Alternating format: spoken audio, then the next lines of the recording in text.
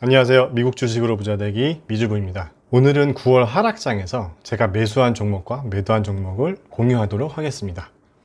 미주부의 목표는 미국 주식에 10억 원을 투자해서 10년 뒤에 투자금 10배 만들기와 배당 수익으로 월 1,000만 원 달성하기입니다.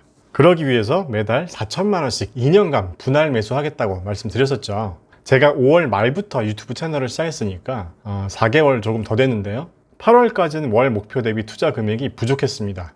제가 사고 싶은 종목들의 주가가 너무 올라서 조정을 기다리고 있었고요. 그 사이에 저평가 유망주 코너를 시작하면서 루키 기업들의 종목에도 조금씩 투자를 했는데요. 제가 투자했던 저평가 유망주들에 대해서도 잠시 뒤에 수익률 점검 및 중간 평가를 하는 시간을 갖겠습니다. 자, 그럼 9월 조정이 오기 전까지의 계좌 내역과 지금 현재 계좌 내역을 한번 비교해 보겠습니다. 왼쪽에 보이는 계좌 내역이 8월까지의 투자 금액입니다. 8월까지 총 매입 금액이 6,774만 원 정도였습니다. 8월까지의 수익률은 50% 정도 됐었네요. 원래 제 투자 계획대로였다면 약 1억 2천만 원 정도까지 주식을 매입했어야 하는데요. 계획 대비 매수를 많이 못했습니다. 그리고 오른쪽 계좌는 10월 1일 기준의 계좌입니다. 주식 누적 매입 금액이 1억 4,600만 원 정도 됩니다. 9월까지 목표 매수 금액이 1억 6천만 원 정도 됐어야 하는데 거의 목표한 근처까지는 매수를 했습니다. 9월 조정 때 그동안 사지 못했던 대형 우량주들을 더 사 모았고요. 어떤 종목을 더 사 모았는지도 공개하겠습니다. 그리고 9월에는 신규 매수를 많이 했기 때문에 평가 수익률은 8월 대비 상대적으로 하락한 것을 확인할 수 있습니다. 자, 하락장을 대비해서 국내 주식도 일부 매도했고요. 미국 주식을 더 사 모으기 위해서 현금을 계속 비축해두고 있었습니다. 자, 먼저 제가 정한 투자 원칙은 대형 우량주 및 고성장 우량주의 보유 비중을 80%로 가져가고, 아직 매출 볼륨이 크진 않지만 기술력이 뛰어나거나 앞으로 성장이 기대되는 저평가 유망주의 전체 자산의 20% 이내에서 투자하는 것입니다. 기업의 규모가 작지만 유망한 기업을 발굴해서 기업이 성장하는 것을 보면서 보람을 느끼고 싶은 마음도 있기 때문이고요. 그만큼 리스크도 크고 주가 변동성도 클 수 있기 때문에 이 부분도 감안해서 투자해야겠죠. 그리고 원래는 ETF 보유 비중을 70% 정도로 하려고 했지만 계속 기업을 공부하다 보니까 개별 종목에 더 투자를 많이 하게 되더라고요. 하지만 일반인들은 ETF 보유 비중을 높이는 게 바람직한 투자 방법이라고 생각합니다. 저 역시도 ETF 비중을 점차 늘려갈 계획이고요. 자, 날짜를 9월 1일부터 영상을 만들고 있는 현재 시점으로 설정해 보겠습니다. 자, 9월 달에 매도한 금액이 9,100달러 정도 되고 매수한 금액은 66,375달러 정도 됩니다. 9월 하락장은 사실 좀 더 지켜보면서 기다렸다가 매수를 할지 아니면 하락시마다 조금씩 들어갈지 많은 고민이 있었는데요. 9월 달에 발표한 연준의 FOMC 회의 결과에도 시장은 실망감을 나타냈었고, 연준의 추가 양적 완화 정책도 좀 불투명한 상태로 판단했기 때문인데요. 그렇게 고민을 하다가 결과적으로 큰 조정이 몇 차례 왔을 때 그동안 비싸서 사지 못했던 대형 우량주를 분할 매수했습니다. 주가의 추가 하락이 있지 않을까 우려도 됐기 때문에 대형 우량주들 위주로만 조정이 있을 때마다 계속 분할 매수를 해왔었고, 대형 우량주가 아닌 종목은 매도해서 현금 비중을 더 가져가려고 했었습니다. 자, 그럼 매수한 종목을 보면서 말씀드리겠습니다. 자, 가장 수익이 큰 순서대로 정리를 해보겠습니다. 제 포트폴리오에서는 테슬라의 수익이 가장 좋네요. 테슬라의 제 투자 전략에 대해서는 여러 번 말씀드렸었죠. 테슬라도 9월 조정이 있을 때 계속 더 사 모았는데요. 415달러에서 5주, 그리고 409달러에서 5주, 또 추가 하락을 해서 351달러에서 5주, 총 15주를 추가 매수했습니다. 테슬라는 배터리데이 이후 일시적으로 더 하락할 것으로 예상해서 일부 매도했다가 다시 매수할까 하는 생각도 했지만, 원래 투자 원칙대로 테슬라의 비즈니스 방향성이 제가 생각한 대로만 계속 가준다면 매도 없이 계속 모아갈 생각입니다. 자, 다음으로 AMD도 이번 조정에서 79달러 정도의 10주 더 매수했고요.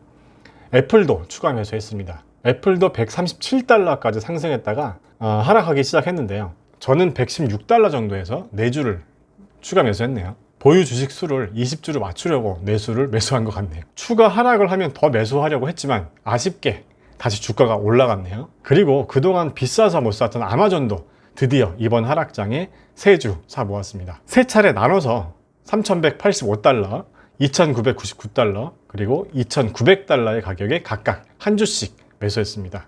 그래서 평균 매수 단가가 3,000달러 정도 되네요. 자, 아마존은 제 포트폴리오에 편입되자마자 수익금 상위 5위로 들어왔네요. 자, 조금 내려가다가 구글도 1457달러에 한 주 매수했습니다. 자, 그리고 쭉 내려가다가 세일즈포스도 242달러에 세 주 매수했고요. 자, 그 다음에 마이크로소프트도 200달러 근처에서 10주를 추가 매수했습니다. 그리고 나녹스는 처음에 26달러 근처에서 한 110주 정도 매수했다가 9월 조정장에서 대형 우량주만 남기고 매도하려는 종목들에 포함되었기 때문에 80주 정도 매도했고 30주만 가지고 있었습니다. 최근에 안 좋은 기사들이 많았죠. 공매도 리포트도 있었고요. 그 기사를 보고 매도한 것은 아닙니다. 어차피 많은 금액을 보유하고 있던 것도 아니었고, 공매도 리포트 역시 어떤 의도를 가지고 리포트를 낸 것이 아닌가 하는 생각도 있었기 때문에 그냥 제 투자 원칙과 판단대로 한 것이고요. 그 다음에 쭉 내려가다가 페이스북도 원래 한 주만 가지고 있었는데 251달러에 4주 추가 매수했습니다. 자, 그리고 버텍스 파마슈티컬스도 265달러에 11주 신규 매수했습니다.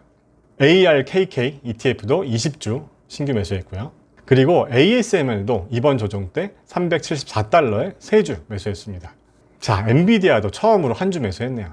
더 하락할 줄 알고 일단 한 주만 매수해 본 건데요. 생각만큼 하락을 안 해서 더 못 샀습니다. 이번에 ARM 인수도 엔비디아의 미래 비즈니스 전망이 좋다고 다들 얘기하지만 제가 제대로 아직 분석을 못 해봤기 때문에 매수를 더 안 했습니다. 그리고 램 리서치도 한 주 신규로 매수했습니다. 마찬가지로 유망한 기업이라고 생각하지만 정확히 분석을 안 해봤기 때문에 일단 한 주만 매수했습니다. 그리고 버라이즌도 이번 하락장에 매수한 종목입니다. 변동성이 상대적으로 작고 배당률도 괜찮은 종목이라서 하락장 방어용으로 가져갈 생각입니다. 그리고 오라클도 틱톡 사업권 인수 소식을 듣고 50주 매수해봤습니다. 사업적으로 어떤 시너지가 있을지도 한번 분석해 봐야겠죠. 그 다음에 스노우플레이크도 이번에 상장한 클라우드 기업이죠. 상장 첫날 시장가에 매수를 걸어놓고 잤는데요. 상장 첫날 매수 걸어놓은 걸 후회하고 있습니다.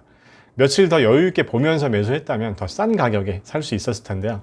굉장히 비싼 가격에 매수가 됐더라고요. 역시 투자는 조급하게 하면 안 된다는 걸 다시 한번 느끼네요.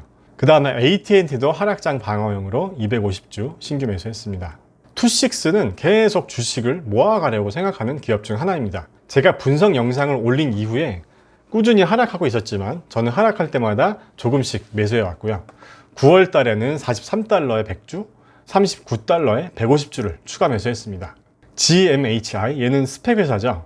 루미나 나이다 기업과 합병한 스펙 회사입니다. 500주 정도 처음에 매수했다가 9월 하락장에 일부 매도해서 현재는 300주만 보유하고 있습니다. 자, 그리고 저는 슈레딩거도 계속 모아갈 주식으로 생각하고 있습니다.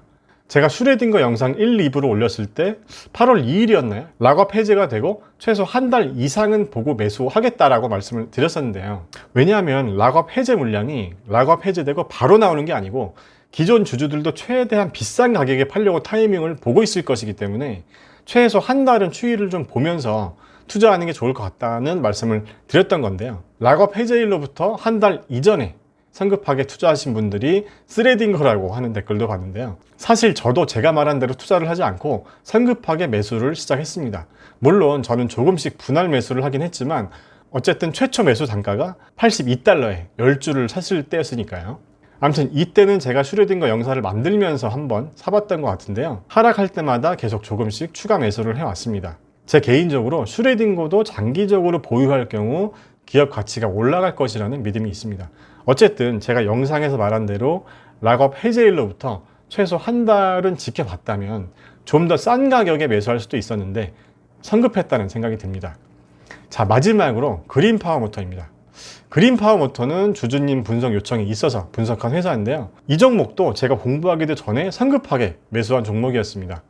물론 분할 매수하긴 했지만 성급했다는 거죠. 평균 매수 단가가 15달러인데요. 제가 그린파워모터스 영상을 올리기 위해 공부하는 과정에서 이 종목은 15달러가 비싸다 라는 생각을 뒤늦게 하게 됐죠. 제 영상에서도 너무 비싸다고 얘기를 했었죠. PS 레이시오가 테슬라보다 높다고 하지 않았나요? 아무튼 제가 영상을 만들기 위해서 공부하면서 든 생각은 아무리 잘 쳐져봐야 10달러 정도가 적정 가격이라는 생각을 뒤늦게 하게 됐습니다. 자, 그린파워모터스를 통해서 공부하기 전에 성급하게 투자하면 안 된다는 생각을 다시 한번 하면서 제 자신을 반성하는 계기로 삼고 있습니다. 자, 제 업데이트된 포트폴리오입니다. 4차 산업혁명 섹터에서는 인텔과 우버, 리봉고, 텔라닥을 매도한 상태입니다. 우버는 한참 전에 조금 매수했다가 전량 매도했는데요. 우버를 왜 매도했냐는 문의도 많이 있었는데 조만간 우버에 대해서는 따로 영상에서 말씀드리겠습니다. 자, 그리고 저평가 유망주로 매수한 종목들에 대한 중간 점검을 해보겠습니다. 9월 하락장에서 현금 보유를 위해 일부 또는 전부 매도한 종목들은 텔레닥과 리본고는 전부 매도했고, 나녹스, 그라프, 벨로다인이죠. 그리고 GMHI, 루미나 라이다는 일부만 매도했습니다. 이 그라프가 제 계좌에 안 나오는데 아마도 벨로다인으로 티커가 변경돼서 며칠 딜레이가 생기는 것 같네요. 벨로다인도 일부 매도하고 현재는 보유하고 있습니다.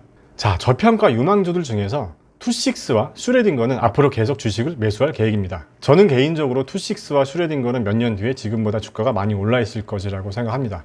그리고 벨로다인과 루미나 그리고 나녹스는 조금 더 지켜봤다가 다시 매수할지 결정할 생각입니다. 나녹스는 보도기사가 하나 떴죠. 2020년 11월 29일부터 12월 5일까지 시카고에서 진행되는 북미 영상의학회 미팅에서 나녹스 기기를 생방송으로 시연해야 할 예정이라고 합니다. 이 이유로 그동안 의혹이 좀 누그러들면서 주가가 폭등한 것인지는 모르겠는데요. 10월 2일 나녹스 주가가 하루에 무려 56%가 상승하면서 37달러에 마감했네요. 자, 그리고 마지막으로 그린파워 모터스는 저도 성급하게 투자 결정을 했기 때문에 투자 원칙을 지키면서 투자하자는 것을 계속 마음속에 새기면서 지켜볼 생각입니다. 자, 그리고 마지막으로 주주님에게 공지사항 한 말씀 드리고 마무리하겠습니다. 먼저 카카오톡 사칭 채널 때문에 최근에 제가 좀 스트레스가 많았습니다. 보일 때마다 제가 고발하겠다고 톡도 보내고 카카오 관리자 센터에 신고도 했었는데요. 한 개를 없애면 다음날 두 개가 생기고 정말 독버섯처럼 끊이지 않고 생기더라고요. 더 심각한 건 몇천만 원씩 사기를 당한 분이 실제로 계시다는 것입니다. 제가 얼마 전에 커뮤니티 게시판에 공지했을 때도 이런 거는 당하는 사람 잘못이지 라고 말씀하시는 분도 계셨는데요. 사기를 당하는 경우는 대부분 아주 절박한 상황에 놓인 분들이 많습니다. 사기꾼들은 그 절박함을 이용하는 거고요. 가장 잘못하는 사람들은 사기치는 사람들이지 당하는 사람이 아니잖아요. 아무튼 그래서 사칭 채널이 생겨도 사기를 못 치게 하기 위해서 이렇게 제가 직접 채널을 만들었는데요. 카카오에서 미주부 채널이 여러 개 검색돼도 잘 모르는 사람들은 친구가 이렇게 많은 채널이 진짜라고 생각할 테고, 그러면 사칭 채널을 만든 사기꾼들도 만들어 봐야 별 효과가 없을 테니 더 이상 안 만들지 않겠어요? 지금까지 많은 주주님들이 동참해 주셔서 사칭 채널이 많이 없어지고 있습니다. 사칭 채널을 없애는데 동참해 주신 주주님들에게 감사의 말씀을 드립니다. 오리지널 미주부 카카오톡 채널은 영상 설명과 고정 댓글에 링크를 남겨두겠습니다.